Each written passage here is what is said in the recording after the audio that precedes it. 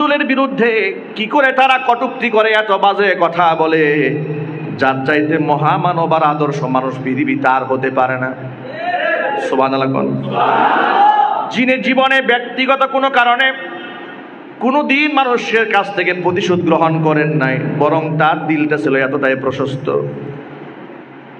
বদর যুদ্ধে ৩১৩ জনের কাফেলা আল্লাহ নবী সাল্লাল্লাহু আলাইহি সাল্লাম যখন তীর দ্বারা সোজা করতেছিলেন, কাতার যখন সোজা করতেছিলেন জিহাদের ময়দানে, এমন সময় একজন সাহাবী, তার নাম সাওয়াদ রাদিয়াল্লাহু তাআলা আনহু, কাতার ভেঙে সামনে চলে এসেছিলেন।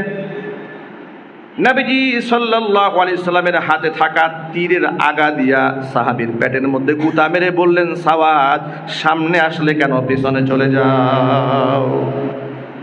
সাওয়াদ রাদিয়াল্লাহু তাআলা আনহু পিছনে চলে গেলেন, গিয়া বললেন, ইয়া রাসূলুল্লাহ, ইয়া হাবিবাল্লাহ, আপনার হাতির তীরের আগা দিয়া আপনি আমার পেটের মধ্যে আঘাত করেছেন, আমি বড় কষ্ট পেয়েছি, আমি এর বদলা নিতে চাই, আমি এর প্রতিশোধ নিতে চাই।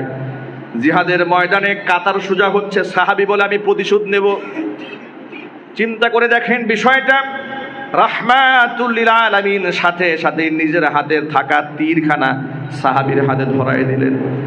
ধরাই দিয়া বললেন, আমার পেটটা তোমার জন্য উন্মুক্ত করে দিলাম, তুমি প্রতিশোধ গ্রহণ করো।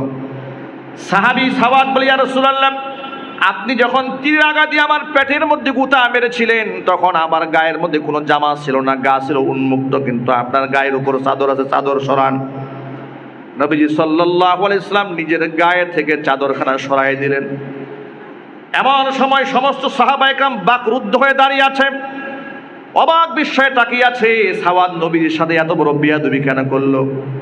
সাওয়াদ রাদিয়াল্লাহু তাআলা আনহু যখন দেখলেন হুজুর গায়ের জামা খুলে দিয়েছেন, আল্লাহ নবী সাল্লাল্লাহু আলাইহি সাল্লামকে বুকের সাথে সাওয়াদ রাদিয়াল্লাহু তাআলা আনহু জড়ায় ধরে হুজুরের উন্মুক্ত দেহের মধ্যে চুমা খাইতে থাকলে।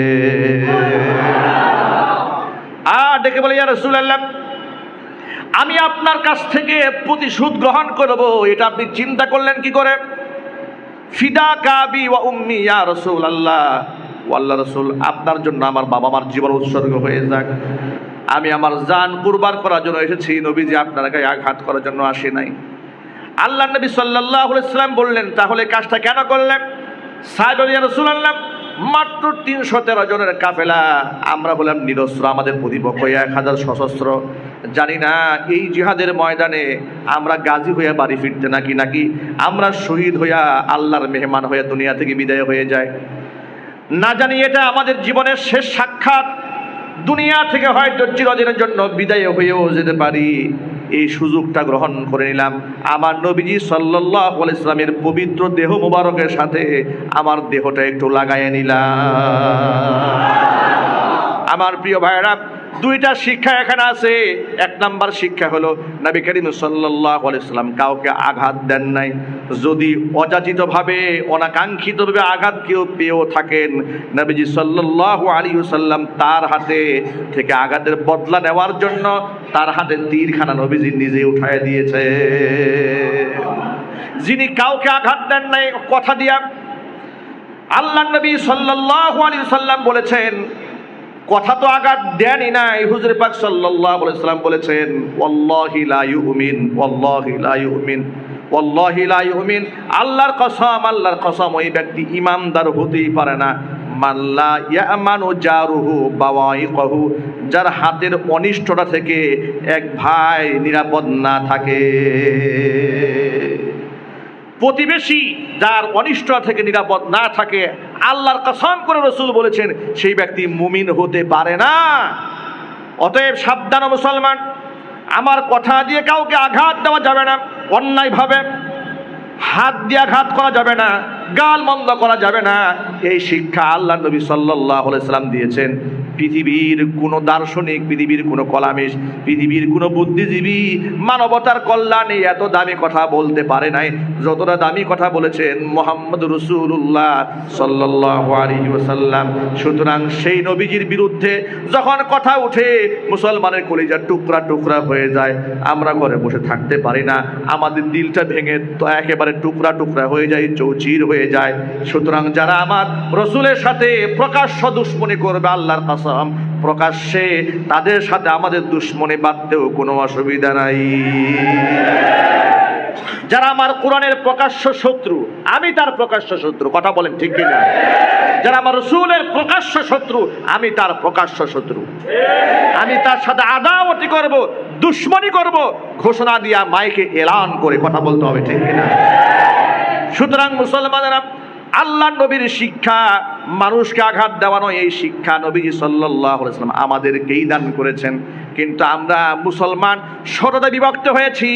আমরা রাসূল পাক সাল্লাল্লাহু আলাইহি ওয়াসাল্লামের আদর্শ থেকে শত সহস্র কিলোমিটার দূরে আমরা চলে গেছি, যার জন্য আমরা দেখতে পাই আজকে এক মুসলমান অপর মুসলমানের হাত থেকে, জবান থেকে, কথা থেকে নিরাপত্তা পায় না,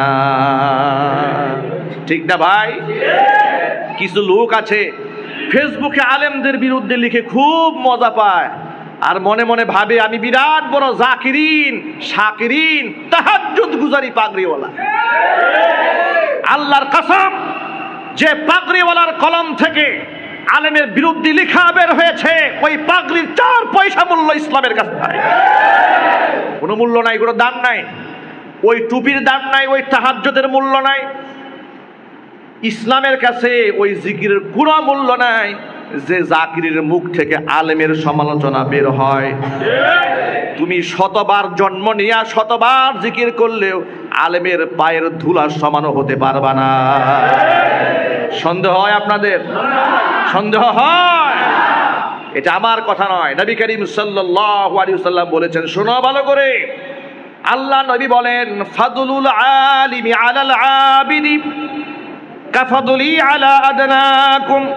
ও সাহাবীরা, তোমাদের মধ্যকার সাহাবীদের মধ্যে সবচাইতে নিম্ন তবকার সাহাবীর উপর আমি নবীর মর্যাদা যেমন, দুনিয়ার সাধারণ আবেদ মুসল্লি যারা, নামাজি পরহেজগার বান্দা যারা, তাদের উপরে আলেমের মর্তবা ঠিক তেমন।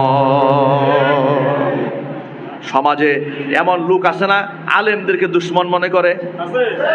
আওয়াজ নাই, আরো জোরে বলতে হবে, আছে না নাই? সময় থাকতে তওবা করো, আল্লাহর কাছে মাপ চাও। আর একটা কথা বলি, হুকুকুল ইবাদ, আলেমদেরকে যারা গালি দিয়েছো বা দিচ্ছ, যাদের মধ্যে এই খাসলাত ঢুকে গেছে, তুমি তো হুকুকুল ইবাদ, বান্দার হককে নষ্ট করেছো। তুমি জানো না, তুমি বান্দার হক নষ্ট করে তুমি যত বড় পীরের মুরিদ হও না কেন, তোমার মুক্তির ফয়সালা ততক্ষণ হবে না যাকে গালি দিয়েছো তিনি তোমাকে যতক্ষণ ক্ষমা না করবে। এই কথাটা ভালো করে আবার বলছি, তুমি যত বড় ওলিয়ে কামেলের মুরিদ হও না কেন, যত বড় সিলসিলায় তরিকার হও না কেন, তুমি আলেমকে গালি দিয়েছো, তুমি বান্দার হক নষ্ট করেছো, সে আলেম তোমাকে যতক্ষণ ক্ষমা করবে না ততক্ষণ পর্যন্ত তুমি মাফ পাবে না।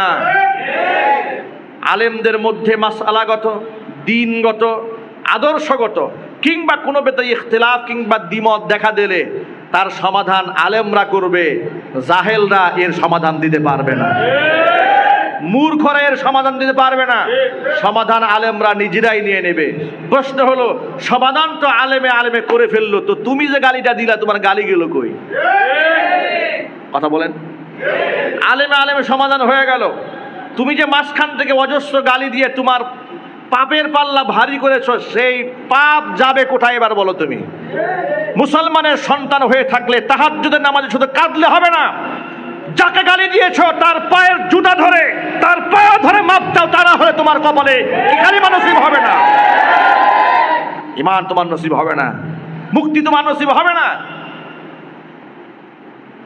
আমার যুবক ভাইয়েরা, আলেমদেরকে ভালোবাসবেন ইসলামের জন্য, কোরআনের জন্য, আল্লাহর জন্য, কারণ আলেমরাই হচ্ছেন নবীগণের ওয়ারিস। এই সমাজের মধ্যে আলেমরা যদি না থাকতো সমাজে ইসলাম থাকতো না। ইসলাম বিরোধী যত কর্মকাণ্ড হয়, তুমি তো পিছনে থাকো কিন্তু সামনে থাকে আলেমরা।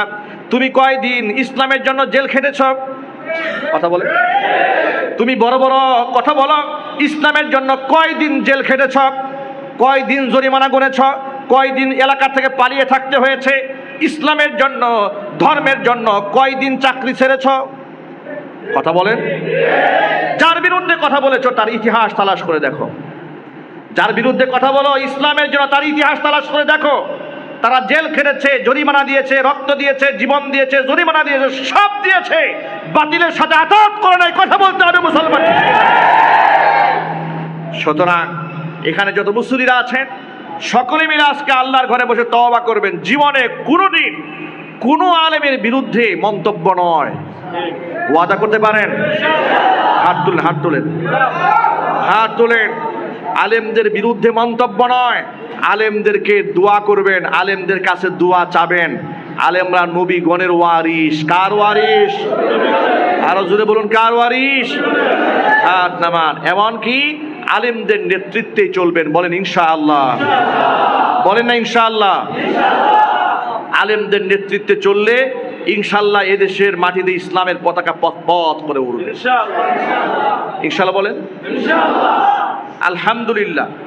গোটা বাংলাদেশের আলেম সমাজ এক কাতারে আসার জন্য চেষ্টা চালাচ্ছে। আলহামদুলিল্লাহ। আল্লাহ পাক যেন তাদের সেই প্রচেষ্টাকে কবুল করেন। দুই মেরুর দুই মহানায়ক, যারা দীর্ঘদিন যাদেরকে আলাদা করে রাখা হয়েছিল, চরমনায় নায়েবে আমির ফয়জুল করিম এবং আল্লামা মামুনুল হক হাফিজহুল্লাহকে দেখেছি ঢাকার সিরাত মাহফিলে একেবারে মোয়ানাকা করায় দেওয়া হয়েছে। আমরা বলি এটা শুধু সিরাত মাহফিলের মোয়ানাকা হলে চলবে না। আমরা খুশি হয়েছি সিরাত মাহফিলে যেমন মোয়ানাকা হয়েছে, রাজনীতির মাঠেও মোয়ানাকা থাকতে হবে ইনশাআল্লাহ। বলেন দুই মেরুর এই সমস্ত আলেমরা, সর্বদলের আলেমরা, একেবারে জামাত থেকে শুরু করে, ইসলামী আন্দোলন থেকে শুরু করে, খেলাফত থেকে শুরু করে, জমিয়ত থেকে শুরু করে, হেফাজত থেকে শুরু করে, সব দাঁড়িয়া টুপিওয়ালারা যদি এক হয়ে যেতে পারে, নাস্তিকরা যাবে কোথায়? ইঁদুরের গর্ত পাবে না পালাবার জন্য ইনশাআল্লাহ। বলেন আচ্ছা, আলেমরা এক হয়ে থাকবে, আপনারা চান না? জোরে বলুন, চান না? আলেমরা এক হচ্ছে, এক হয়ে যাবে অচিরেই ইনশাআল্লাহ।